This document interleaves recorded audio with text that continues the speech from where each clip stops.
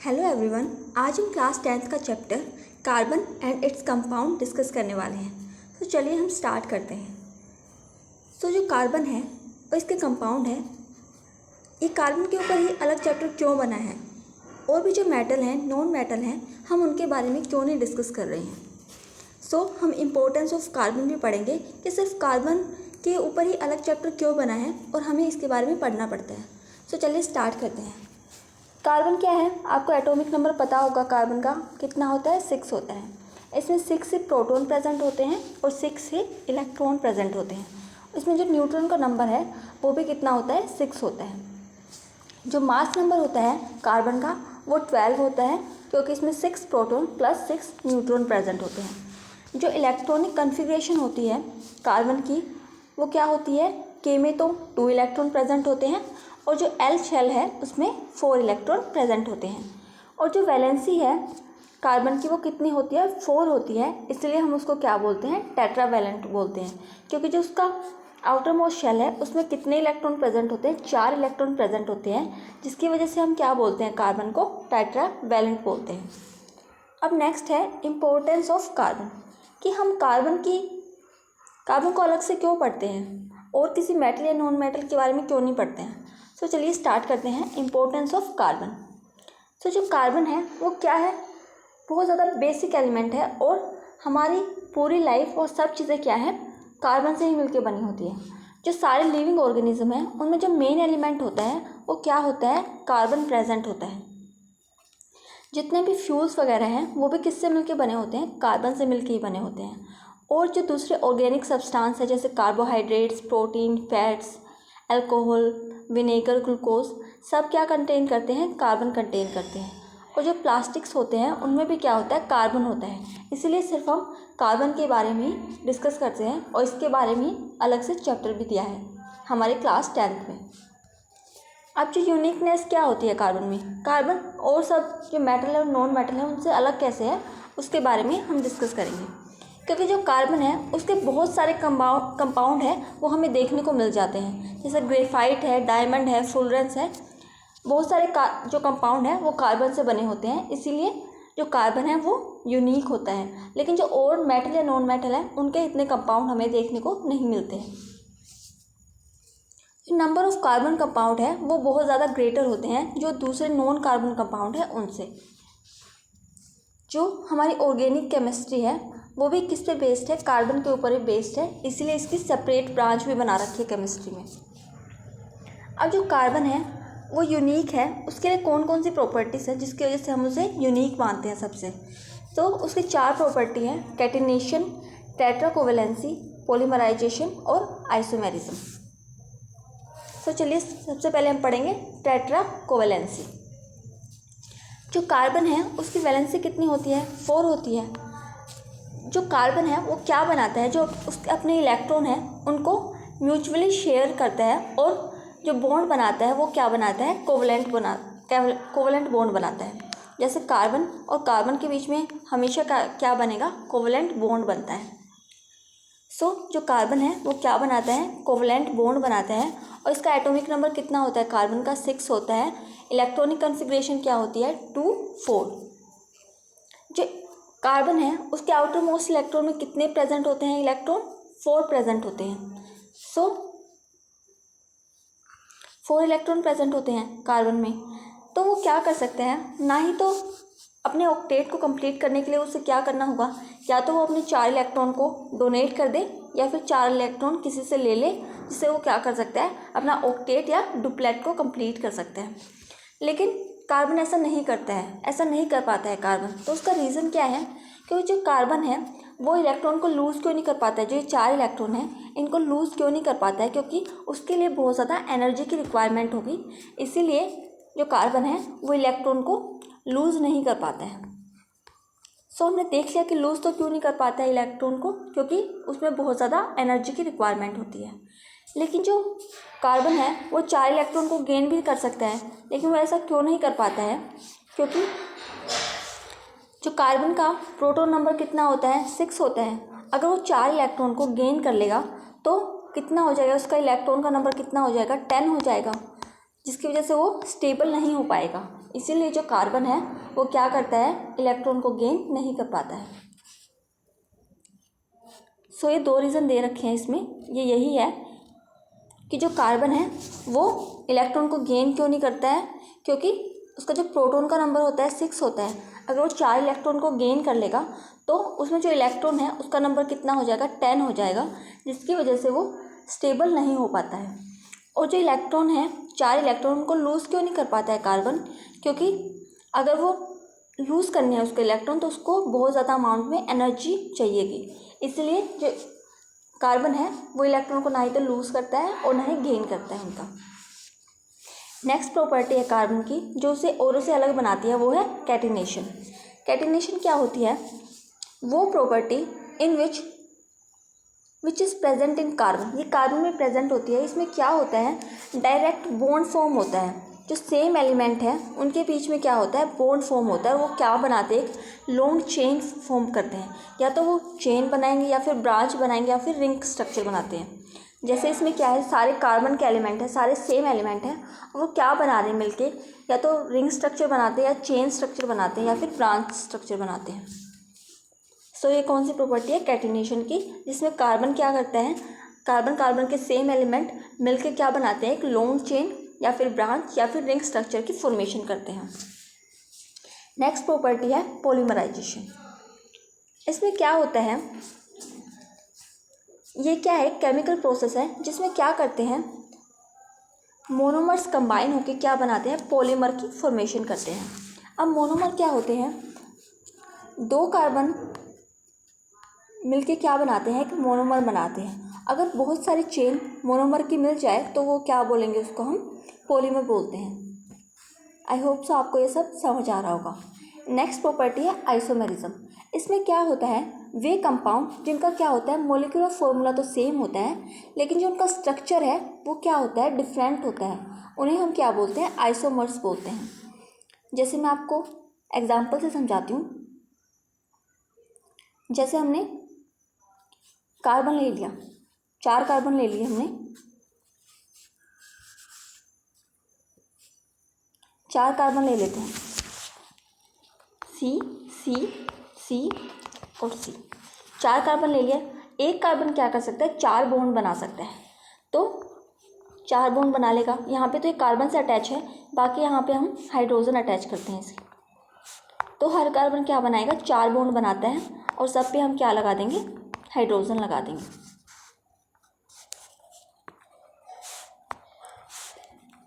Hydrogen attach कर देंगे हम हर बॉन्ड पर, कार्बन क्या बनाता है, 4 बॉन्ड बनाता है। अब ये फॉर्मूला क्या बन जाएगा, C कितने हैं, 4 हैं, और H कितने हैं, 10 है। एक तो ये स्ट्रक्चर हो गया जिसमें हमने C4H10 का, एक तो ये स्ट्रक्चर है। और दूसरा स्ट्रक्चर हम कैसे बना सकते हैं इसी का, ऐसे हमने C लगा दिए, एक C हम क्या लगा देते हैं, ऊपर की तरफ लगा देते हैं, और फिर 4 बॉन्ड बनाता है कार्बन, तो वो बॉन्ड फॉर्म दिखा देते हैं हम इसके। सब जगह हम क्या लगा देंगे, हाइड्रोजन लगा देंगे।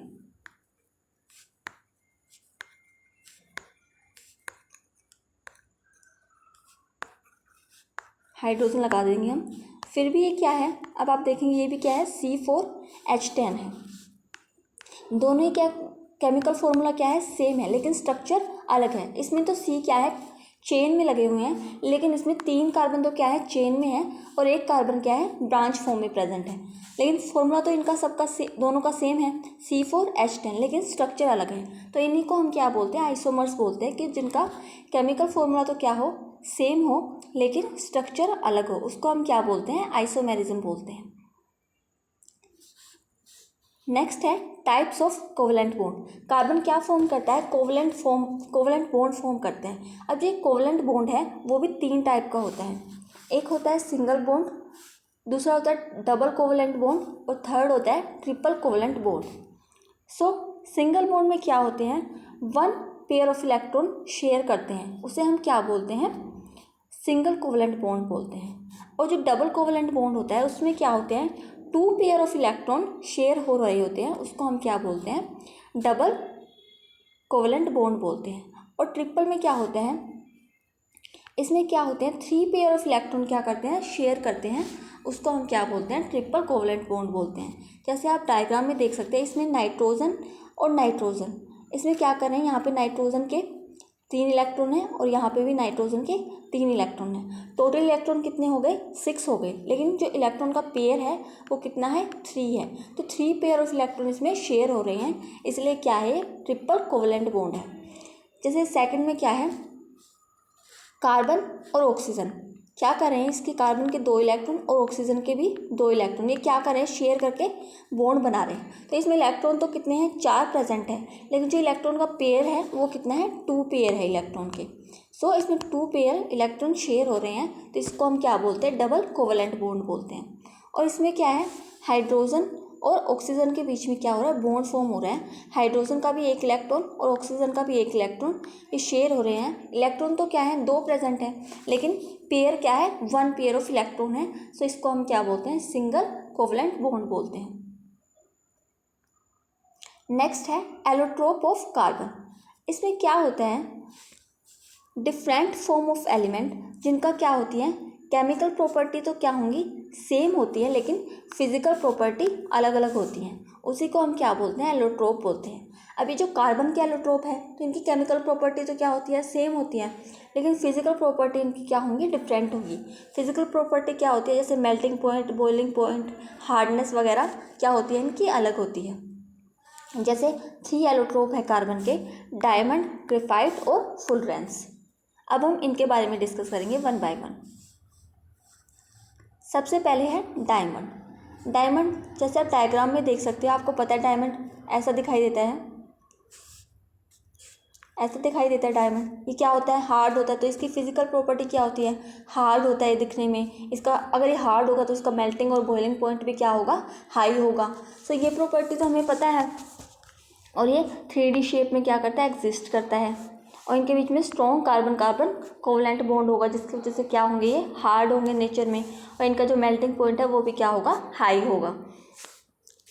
इसमें क्या होता है, डायमंड में जो कार्बन कार्बन है, एक कार्बन क्या होता है, 4 कार्बन से अटैच होता है। एक कार्बन के साथ 4 कार्बन लगे होते हैं, जिसकी वजह से क्या होता है, इसके पास कहीं से भी फ्री इलेक्ट्रॉन नहीं बचता है कार्बन के पास। इसीलिए ये क्या होता है, बैड कंडक्टर ऑफ इलेक्ट्रिसिटी होता है, इसमें से इलेक्ट्रिसिटी पास नहीं हो सकती डायमंड में से।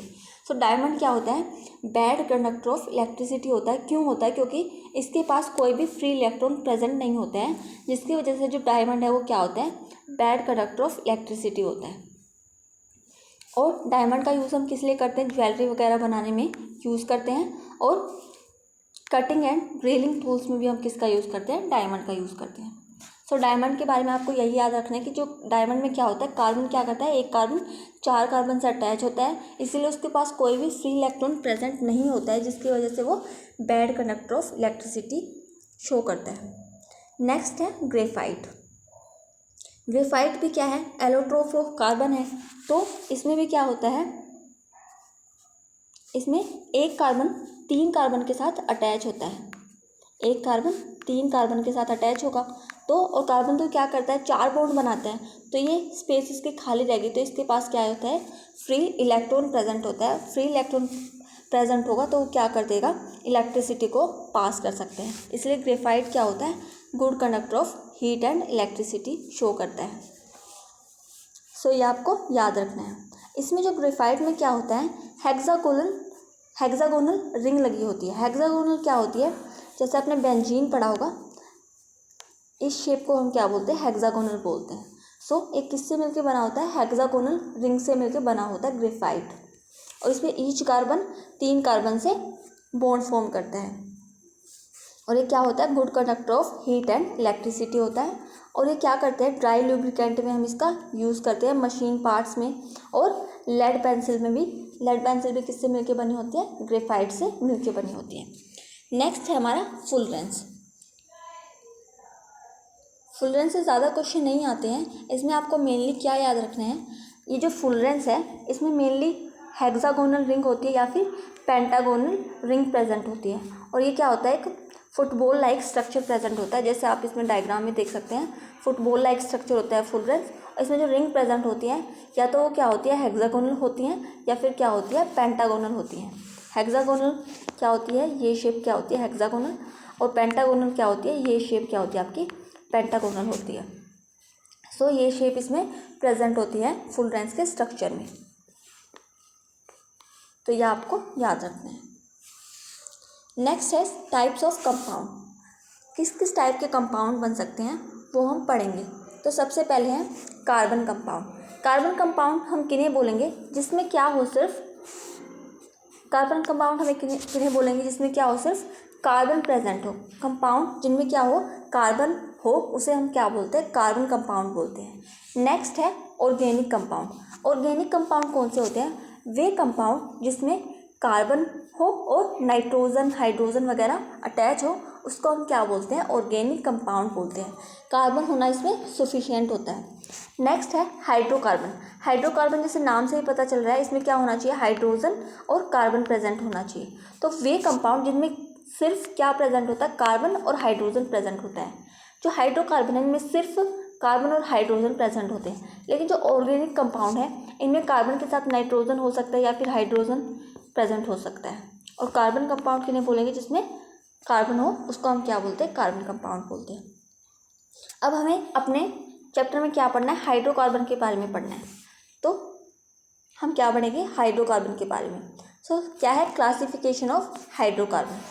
हम क्या पढ़ेंगे, हाइड्रोकार्बन की क्लासिफिकेशन पढ़ेंगे। हाइड्रोकार्बन को क्या किया गया है, दो पार्ट्स के अंदर डिवाइड किया गया है, एलिफेटिक हाइड्रोकार्बन और एरोमेटिक हाइड्रोकार्बन। हमें इसमें एरोमेटिक हाइड्रोकार्बन के बारे में नहीं पढ़ना है। इसमें सिर्फ आपको याद क्या रखना है कि एरोमेटिक हाइड्रोकार्बन का एग्जाम्पल बेंजीन होता है। बेंजीन क्या होता है, इसको हम क्या बोलते हैं, बेंजीन बोलते हैं। इसमें क्या होता है, 6 कार्बन लगे होते हैं इसके कॉर्नर पर, और क्या होते हैं, अल्टरनेटिंग डबल बॉन्ड प्रेजेंट होता है। इसको हम क्या बोलते हैं, बेंजीन बोलते हैं।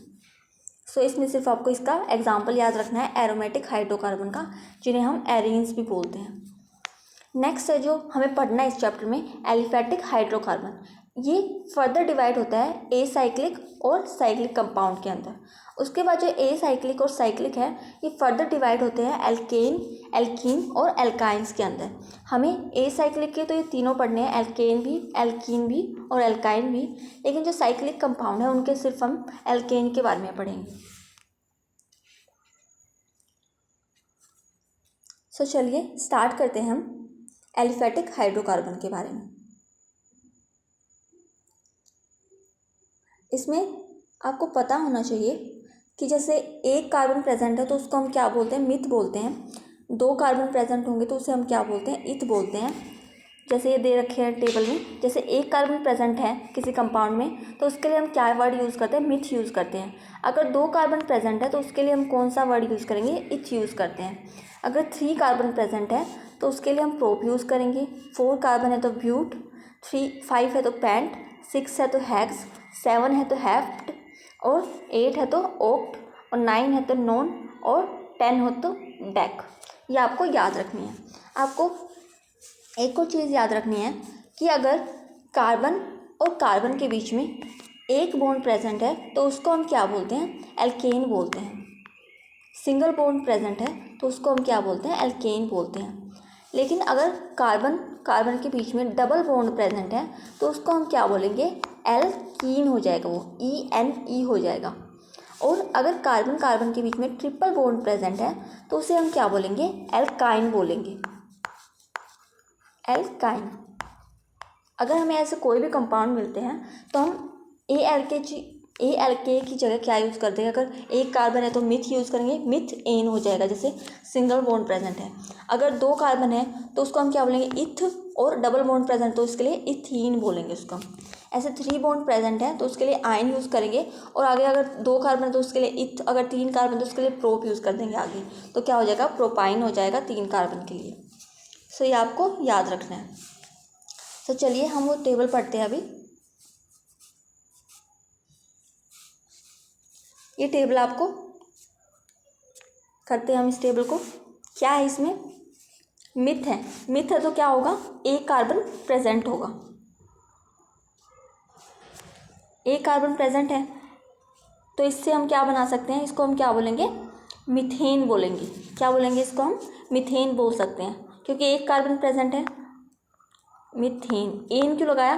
क्योंकि कार्बन क्या बनाएगा, सिंगल सिंगल बॉन्ड बनाते हैं, तो इसको हम क्या बोलते हैं, मीथेन बोलते हैं।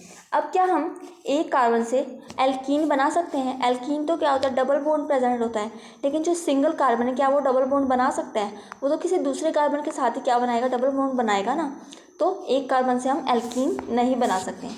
तो जो मिथ है वो मिथीन और मिथाइन नहीं बना सकते हैं। सो ये आपको याद रखना है। नेक्स्ट है इथ। इथ्स में क्या करेंगे हम, इथ आ गया तो क्या होंगे, दो कार्बन प्रेजेंट होंगे,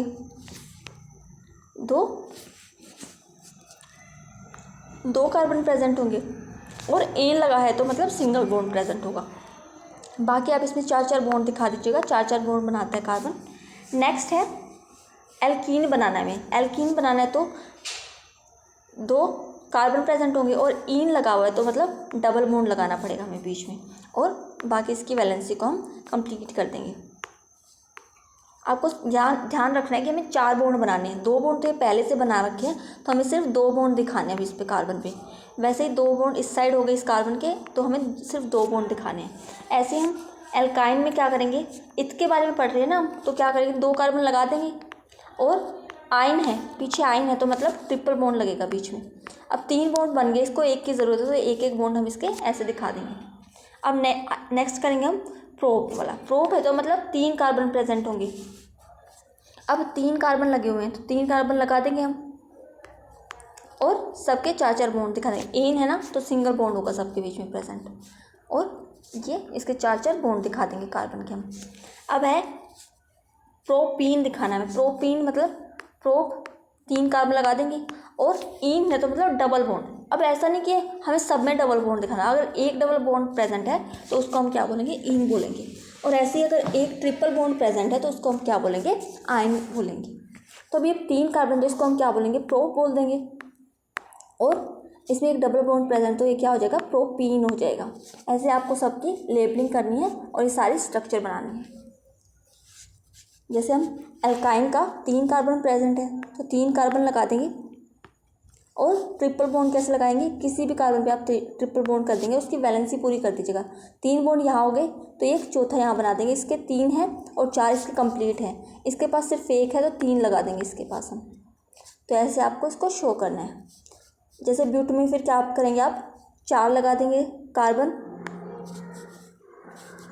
4 कार्बन लगा देंगे हम इसमें, और एन के लिए यूज़ करेंगे हम एल्केन, तो सिंगल बॉन्ड रहेगा और इनकी 4-4 वैलेंसी पूरी कर देंगे हम कार्बन की, तो इसका नाम क्या हो जाएगा, ब्यूटेन हो जाएगा। ब्यूट 4 कार्बन के लिए और एन सिंगल बॉन्ड के लिए। सो आप इसको सबको ट्राई खुद से करके देखिएगा। नेक्स्ट है सैचुरेटेड एंड अनसैचुरेटेड हाइड्रोकार्बन। अब सैचुरेटेड क्या होता है, सैचुरेटेड क्या होता है, जैसे हम पानी के अंदर चीनी घोलते हैं, अगर वो चीनी घुलती जाती है एक ऐसा टाइम आता है जब वो क्या हो जाती है, घुलना बंद हो जाती है पानी के अंदर, तो उसको हम क्या बोलते हैं, उसकी सैचुरेटेड स्टेट आ गई है। ऐसे ही इनमें होता है सैचुरेटेड और अनसैचुरेटेड हाइड्रोकार्बन। सैचुरेटेड क्या होगा, जिसमें हम आगे कुछ ऐड ना कर सके, जैसे कार्बन और कार्बन है, ये इस पर बॉन्ड लगे हुए हैं। सो अब हम आगे इसमें कुछ भी ऐड नहीं कर सकते क्योंकि ये सारे इसके बॉन्ड कंप्लीट बने हुए हैं। ऐसे ही अगर ये क्या हो गया, सैचुरेटेड हो गया। अब अनसैचुरेटेड क्या होता है, जिसमें क्या कर सकते हैं, हम कुछ भी ऐड कर सकते हैं। जैसे कार्बन कार्बन के बीच में डबल बॉन्ड है तो हम क्या कर सकते हैं, कार्बन कार्बन के बीच में जो डबल बॉन्ड है उसको ब्रेक कर सकते हैं और इसकी जगह कोई और हाइड्रोजन वगैरह ऐड कर सकते हैं। इसलिए किस में आते हैं, अनसैचुरेटेड में डबल बॉन्ड और जो ट्रिपल बॉन्ड वाले कंपाउंड है वो आएंगे, और सैचुरेटेड के अंदर क्या होते हैं, जो सिंगल बॉन्ड वाले कंपाउंड है वो सैचुरेटेड के अंदर आते हैं। सो ये आपको याद रखना है। जैसे मीथेन है, मीथेन में क्या होगा, एक कार्बन होगा और उसके साथ 4 हाइड्रोजन प्रेजेंट होंगे, तो ये क्या है, मीथेन का फॉर्मूला है। ऐसे इथेन में क्या होगा, 2 कार्बन होंगे और एच उसको हम कंप्लीट लगाएंगे तो कितने आएंगे, 6 आएंगे। ये इनके स्ट्रक्चर दे रखे हैं, तो ये आपको याद रखने हैं आपको, ये बनाने आने चाहिए कि हम कैसे स्ट्रक्चर बनाते हैं। वैसे प्रोप के लिए हम क्या यूज़ करते हैं, 3 कार्बन, और उसके साथ हाइड्रोजन लगाएंगे तो क्या हो जाएंगे, C3H8 हो जाएगा। ऐसे ही ब्यूट के लिए हम क्या यूज़ करते हैं, 4 कार्बन और हाइड्रोजन लगाएंगे सब पे तो क्या हो जाएगा, H10 हो जाएगा। तो ये इनके स्ट्रक्चर शो कर रखे हैं, आप इजीली इनको बना सकते हैं। नेक्स्ट है साइक्लोएल्केन। हमें साइक्लो को सिर्फ एल्केन के बारे में पढ़ना है। साइक्लो में क्या हो जाता है, जैसे हमें रिंग की जगह क्या दिखानी है, एक साइक्लिक स्ट्रक्चर दिखाना है। अब साइक्लिक स्ट्रक्चर कितने कार्बन को मिलके बन सकता है, 2 से बन सकता है, नहीं 2 हमने कार्बन लगा दिया तो क्या बनेगा, एक लीनियर स्ट्रक्चर बनेगा। लेकिन हमें तो क्या बनाना है, साइकिल स्ट्रक्चर बनाना। तो साइकिल स्ट्रक्चर कैसे बनेगा, अगर हम 3 कार्बन लेंगे तब क्या बनती है, एक साइक्लिक चेन बनती है। अब 3 कार्बन है तो साइक्लो वाले कहाँ से स्टार्ट होंगे, प्रोप से स्टार्ट होंगे। जैसे ये एग्जांपल दे रखे हैं, 3 कार्बन लगी हुई है और ये साइक्लिक स्ट्रक्चर है, तो सब में क्या लगाना है, आगे साइक्लो लगाना है और साइक्लो लगा देंगे। 3 कार्बन है तो इसके लिए प्रोप यूज़ हो गया, और सब में क्या है, सिंगल बॉन्ड है तो इसके लिए एन यूज़ हो गया। जैसे नेक्स्ट है ब्यूट है, इसमें 4 कार्बन है तो साइक्लो लगा देंगे, साइक्लिक रिंग है, और 4 कार्बन तो उसके लिए हम यूज़ करेंगे ब्यूट, और सिंगल बॉन्ड है तो इसके लिए एन यूज़ कर देंगे। ऐसे जो नेक्स्ट है क्या है, साइक्लिक रिंग है तो साइक्लो यूज़ करेंगे, और कार्बन कितने प्रेजेंट है, 1 2 3 4 5, तो 5 के लिए हम क्या यूज़ करते हैं, पेंट यूज़ करते हैं, और सिंगल बॉन्ड के लिए हम क्या यूज़ करेंगे, एन यूज़ करेंगे। ऐसे ही क्या है, 6 कार्बन प्रेजेंट है तो उसके लिए हम हेक्स यूज़ करते हैं, और साइक्लिक रिंग है तो उसके लिए हम क्या यूज़ करेंगे, साइक्लो यूज़ करेंगे, और सिंगल बॉन्ड के लिए हम क्या यूज़ करते हैं, एन यूज़ करते हैं। नीचे इनके स्ट्रक्चर बना के इनका फॉर्मूला लिख रखा है, या आप गिन के लिख सकते हैं कि C कितने 3 है तो H आप गिनेंगे 1 2 3 4 5 6, कितने हो जाएंगे, 6 हो जाएंगे। तो आप इनका ऐसे फॉर्मूला लिख सकते हैं। आगे है फंक्शनल ग्रुप। फंक्शनल ग्रुप के बारे में हम कल डिस्कस करेंगे, आज हम सिर्फ इतना ही पढ़ने वाले हैं। अगर आपको कोई भी डाउट हो तो आप कमेंट सेक्शन में पूछ सकते हैं, और अगर आपको मेरी वीडियो पसंद आई हो तो please like share and subscribe my channel. Thank you.